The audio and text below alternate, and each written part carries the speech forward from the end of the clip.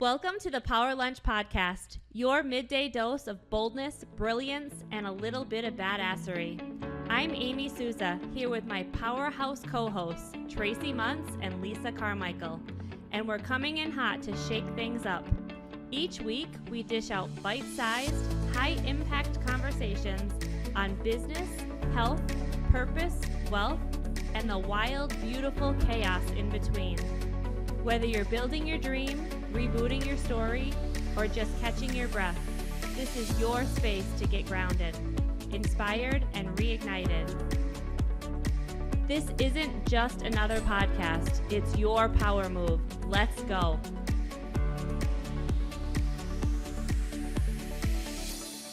Welcome to the Power Lunch Podcast. Our next guest is Marlena Hemenway of Geneva Suites. Marlena Hemenway is the co-founder of Geneva Suites, a family-owned network of residential assisted living homes that she started with her husband Scott in 2016. Rooted in their shared belief that seniors deserve dignity, compassion, and true home-based care, Marlena now serves as Chief Brand Officer. She is expanding her mission through public speaking and the Care of Truth podcast, where she shares heartfelt stories and practical insight for families navigating aging and care decisions. Marlena believes grace costs nothing, and leading with a purpose, faith, and connection can change everything. Welcome. Marlena. Thanks. Welcome. So what do we get to talk about today? Funny you should ask. Welcome. Tell us about Geneva Suites then. Back in 2016, what did you and Scott see in the senior care Industry that needed to change? Absolutely. So prior to having Geneva Suites, we had a home care company where we would go into individuals' homes and take care of them there. And we realized there was just a big gap. A lot of families would think they were moving their loved one into an assisted living and they were going to get all this care. And then once they moved in, they would give us a call back and say, help, we still need your caregiver here. Mom's fallen, or, she's hitting the button and having to wait 45 minutes, or she's so lonely, she's only in her apartment. And so we decided that a small setting would be even better. Also with home care, everyone wants to stay home, but it's not always an option. It is very, very expensive. Not that assisted living isn't expensive, but home care is almost double. It's really hard to have consistent staff in home care. It's just part of that industry where if they have a client that they're going to visit and then that client passes or moves, then those hours go away. And then it's really challenging to find similar hours in a similar location with similar skill sets for them to fill in that spot and to do it quickly so they don't miss any time. And so the turnover in that industry is just nuts. And so when Scott and I looked at this model, although it's not their home, it is a home. Although it's not one-on-one care, it's 1-3, which is pretty amazing. It is all of the fun things that you get in a home: a kitchen, a dining room table. What else am I missing, Amy? You came to visit me. I came to visit Marlena a few weeks ago, and I've actually already sent her a referral. I thought I was in the wrong place. I was in the middle of this beautiful Egan neighborhood with my GPS set, and I pulled up to the house and thought, this can't be it. I must be in the wrong place. And then I went up to the door and I knocked and they let me in, and I was able to get a tour, and everybody has their own bathroom and their own bedroom. And there's a chef that comes in and makes all the meals. Well, our chef cooks all in our commercial kitchen. I love that. Makes all of the food for our residents, and then we deliver that food to the homes every day so that the residents get really great food and the staff get to focus on taking care of the residents, not cooking and cleaning, because I'm sure you can appreciate not everyone is a good cook. So they may be an excellent caregiver, but not be able to cook. Several of our staff are from different countries, and apparently I learned that in Africa they really never serve salads because the water is so not reliable that anything they eat has to get cooked. So we had residents that were complaining that we never serve salads. And I'm like, wait a minute, we send salads all the time. Well, they were microwaving the salad. Oops. Because it's funny. different cultures, right? Which, so we all learned, we all talked about it, and now we get salads at the houses. But things that you wouldn't think about. Yeah. And so if you consider all of those staff then cooking full meals, how a recipe could get really misinterpreted and not be the best. And so we know how important food is for everyone, but when you really have lost so much, the quality of your food, the comfort of the food is a huge part of your day. And so having the chef make the meals is a big deal for us. When my parents were choosing what assisted living they were moving into, it was all about who had the best food. Mm-hmm. Yeah, I do hair in an assisted living home, and that is my topic of conversation every day. food. What did you have for lunch? What's coming up? And that too. What's the soup of the day? Yes. Yes. How many homes do you have We have 7 locations. here in Egan or in the Twin Cities? So in the Twin Cities. So we have 1 in Egan, we have 2 in Edina, 1 in Bloomington, which we'll talk about a little bit, and 1 in Eden Prairie and 2 in Burnsville. How many residents in each of the houses? Typically it's 6. So these are just like houses. Yes, big houses. So it's like community living. Correct. Wow. And So- it feels like a home. It is Versus- a home. It is a home. Okay. Yeah. It doesn't just feel like it. It is. You can go on Marlena the will give deck you a and tour. watch Yeah, the kids anytime. playing next door on their swing set. Yeah. Wow, that's It's fantastic. amazing. Thanks. That's yeah, and fantastic. I really tried hard when Scott and I were looking for locations to find beautiful settings so that they can just sit and look out the window. So like at Egan, there's a sweet Beautiful. little pond in the back that we get all kinds of wildlife that go and visit. The Bloomington home is on the Minnesota River Valley, so they can see. It's just gorgeous looking out at the river valley. We see eagles flying through there all the time. The sunsets and sunrises are just spectacular. In Burnsville, one of the houses is on Lake Alamagnet, which is great. The other one is right up against Judicial Park. So we tried really hard to make sure that it was a beautiful setting as well. I wanted residents to come in and go, wow, I didn't It's know I could live beautiful. in a home like this, versus, oh my God, you're putting me here. Right. Because often it's the families that are going and looking at the home and touring and deciding, yes, this is where I want my loved one to go, because that loved one is at a point where going and visiting is too hard. So they may be in a hospital or a TCU or in another setting that isn't working for them. And that's the difference of It being is. excited or looking forward to where you're going to live versus being stuck Yes. in a facility. Correct. Yeah. Yeah, but we're licensed through the state of Minnesota, so we have to obey all the rules and regulations, just like if we were a big building. So it is safe. You know, we have nurses that are overseeing our staff. The staff get trained just like they would get trained in a large setting. Could you share a story that captures what like real life looks like for one of your residents? Absolutely. So we use the geriatric Montessori method. That's something I'm certified in. And it really means that we're helping find ways for each of our residents to have a purpose. And so one example, I had a gentleman, his name was Bob, and with his cognitive decline, he really wasn't able to speak anymore. He obviously couldn't make decisions anymore, but he was super antsy. Like, he would sit down and stand up and get going and get into all kinds of trouble. And so the staff were getting frustrated because he would pull open doors and dump all of the contents of the doors out. He would get into other people's rooms. He would just be very, very busy. And so I bought him a Swiffer and put his name on it, and he would move dirt from point A to point B all day long. And I would come into the house and I'd be like, Bob, my floors look amazing. And he would just smile and it made his day. And we knew Bob well enough to be able to do that. So that's one instance of where our setting made a difference. Yay, Bob. Another one, we had a gentleman who used to be an airline pilot for Northwest. He used to fly overnight to Asia, and so he was used to red eyes. That's all he flew. And he was in a large assisted living, and they had made the decision that his bedtime was 8 p.m. Well, 8 p.m. is when he was getting going. Like he was, in his early 90s. He had a night owl schedule for 50 plus years. Like he didn't know any different. So when they'd put him to bed at 8, he would get back up and get into all kinds of trouble.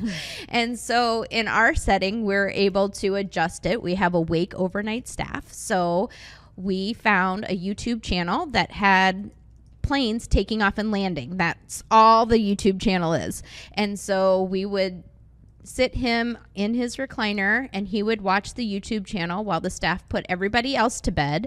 And then the overnight staff sat and hung out with him and chatted with him throughout the night. He loved it. I loved it because I knew my staff was engaged in doing things overnight, and he thrived. When he came to us, he had been on hospice, and then he actually graduated off of hospice and lived with us for close to 4 years before he finally passed away. That's Wow, amazing. that's so amazing. Yeah. So What those a are like gift. just two simple stories, but we have tons of them, and it's really getting to know them and personalizing things. And it's as simple or as complicated as like their typical schedule. Like we had a contractor who was always, his schedule was he would get up early in the morning, go do his contract work, come home around 3 or 4, take a shower, then he'd have dinner, and then relax with his family. That was his schedule that he did for years. Well, he went into a big building and they had him wake up early, but then they wanted to shower him and get his day going, and it screwed up his rhythm. Like he just couldn't do it. And so he came to our home, and we had his showers scheduled for 3:30 or 4, and he was a happy camper. Slept better. We had less behaviors. He ate better. All of it was better just by switching that one thing. I love that. Yeah. Marlena, there's something very special happening at one of your locations right now. Can you tell us a little bit about it? Absolutely. Thanks, Amy.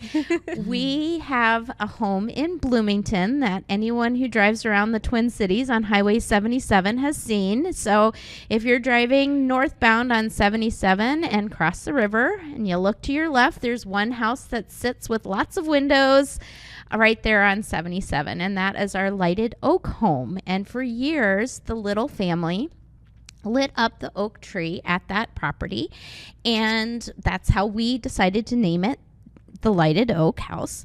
And we have decided this year to light the tree. So I do believe that by the time this airs, that we will have had that tree lit, and we're super excited about renewing that tradition. That's awesome. Yeah. I can't That's wait to all drive based by on and see donation it. that you're doing that, though, right? Yeah, well, we're asking for contributions. So we have, it's called Free Funder, a link, and I will make sure, Lisa, that you have that so you can put it in the bottom. You can text or scan the QR code to make a contribution to that, and we greatly appreciate it. It is a very expensive endeavor. The lights alone are over $10,000, and so that's our goal from Free Funder, is to get to that 10,000 mark, just to pay for the cost of the lights. And then there's labor and the equipment to put it up there, and the electricity and all of that fun stuff. There's It's only a absolutely few thousand spectacular. lights on that tree. Am I correct? Or is there more than a It's- few thousand? It's 40,000 lights. That's Yes. unbelievable. Yes, Love and that. when they shipped all the lights to us, it literally came on 2 skids. It's a ridiculous. When you look at it, you're like, this is just nuts. But yes, it's all going on one tree, and it will light up the sky. And, Scott and I, our mission is to enhance lives. That's what we do and why we do what we do. And we thought, right now, the community, there are so many dark areas, right? Dark in, not to get to political, but lots of just dark things going on right now. And we thought, what a fun way to enhance the Twin Cities lives by bringing some light and joy. I love that. So I'm going to be flying in on Monday evening at 8:30. You'll see it. I am going to try to get a picture Yeah. on my way Please back do. in. Please Yes. do. And let the plane know. Everybody Is should be it looking lit for right it. now? It Not yet. will be lit on December 7th December 7th. At 5:30. at 5:30. You guys can drive by and see it at 5:30. And I think, Sorry, our listeners don't get to see it, but yeah, you well, can still contribute. you can still, well, the tree is going to be lit until January 31st. Oh, good. Okay. So there's some time. Scott and I decided, you know what? We don't need to just limit this to the Christmas holiday. No. That's right. Yeah. So, And yeah. there's keep it such lit a all short year. period this time between Thanksgiving and Christmas. Yeah, because We don't have the time to enjoy it. right. So we need it lit a little later. Yeah, so we're keeping it lit until the 31st. So if you haven't driven by, please do. You're a podcaster as well? Yes. And my podcast is called The Care Truth. And so we debunk myths about senior care. So if you don't know about hospice or don't know the difference between a nursing home and an assisted living, or don't understand why music therapy is so important for seniors, you can listen to the podcast, and we have different topics each time. So both Lisa and I are committed to living to be 120. That is amazing. And So good luck to in you.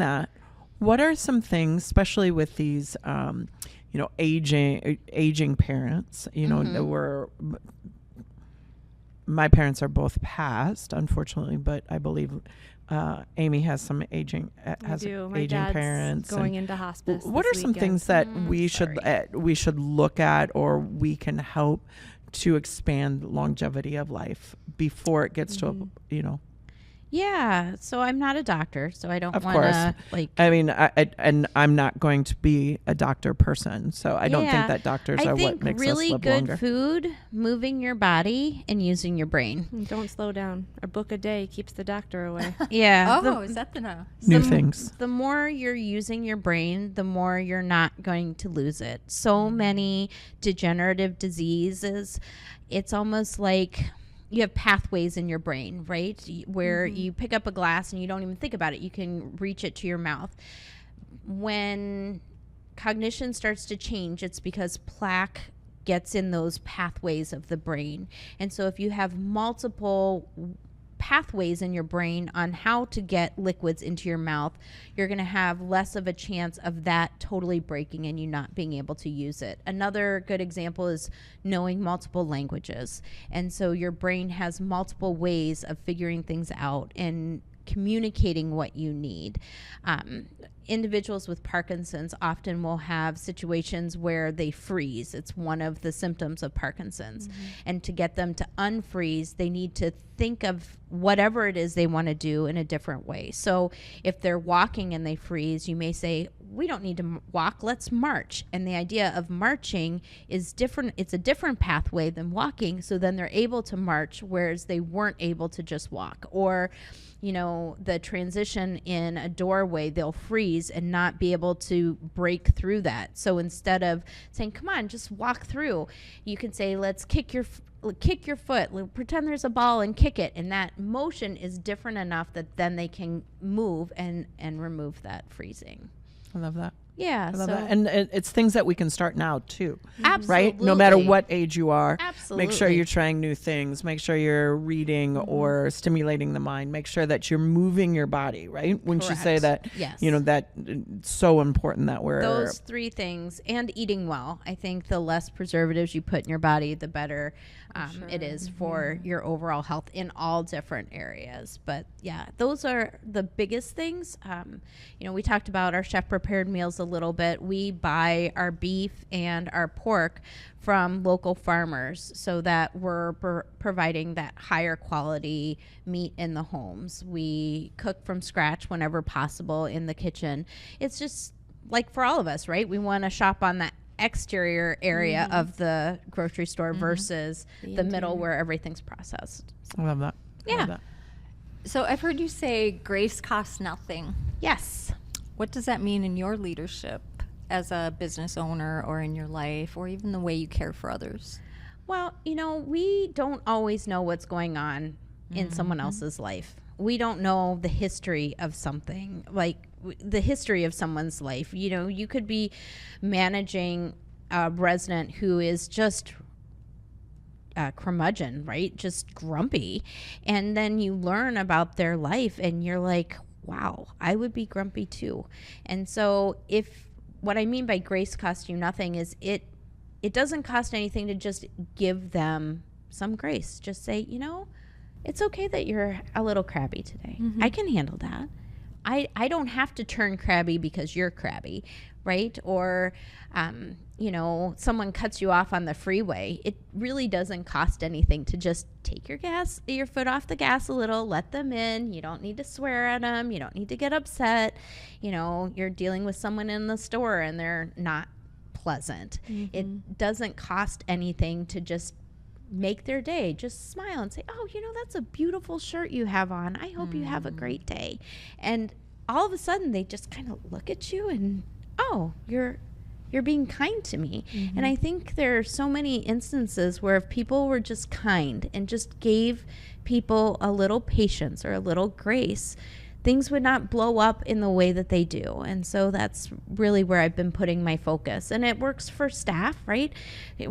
So many of my staff work so hard and have multiple jobs, and they come in and, maybe they're not having a great day. Maybe they just lost a patient or a resident at another place that they're working. And so to just take their hands and breathe with them and remind them that they're special and that we appreciate them, and they just need a moment, and that's okay. Well said. That's good advice for all of us. Absolutely. I have a question, though. Yes. Going to go a little bit about Glass Ceiling Foundation, which is obviously the sponsor of this podcast. You're part of the mastermind Yes. that Lisa runs. Yes. Tell us a little bit about why you joined the mastermind and any benefit that you have gained from it. Absolutely. So I love learning. I love reading. I think Lisa's gotten that for me a little bit. And I just thought, what a great way to connect with more women and expand my leadership and leadership style. And so that's really what I was looking for. And it's been wonderful to get to meet some new ladies that are all business owners and striving to make their businesses better, and being able to help mentor some of the ladies who are newer and struggling with how to put some systems in place. And then also for myself, connecting with other business owners and networking and learning how they're doing things. It's just been a wonderful collaboration. We're so grateful for you. Oh, thanks, Lisa. Yeah, the things that you've shared, you've stepped up. The group is just so cohesive. It's just a really neat experience, this cohort. So thank you. Yeah, absolutely. And I think it's really fun to watch when you have had a hard time and then you share that story with someone else in the group, and they look at you and say, oh, if you got through that, I can get through this. And that's really powerful. And so I'm enjoying that as well. I love it. This was amazing. Oh, thanks. I can see why you have a podcast. I'm excited to listen to your podcast, even though I don't have aging parents. But I am always interested in that pursuit for a richer life. So I appreciate all that you do for our community and for our elderly. And then also, it sounds that you're really, your heart is for the leadership part and the people that get to work with you. What a blessing. Yeah, I'm really excited. 2026 is going to be an amazing year, and I am just thrilled. And if you ever need me on again, you're our first call. Don't anytime. Good. Thank you for joining us today. Absolutely. Thank you so much. Thank you. Let's go. Thank you so much for joining us for today's episode. If something we shared sparked a new idea, gave you a fresh perspective, or simply made you feel seen, we'd love for you to pass it on. Share this episode with a friend, a colleague, or a fellow powerhouse woman who's walking her own journey. And if you haven't yet, don't forget to subscribe so you'll never miss an episode. Until next time, keep showing up, keep rising, and remember, there's no ceiling you can't break through.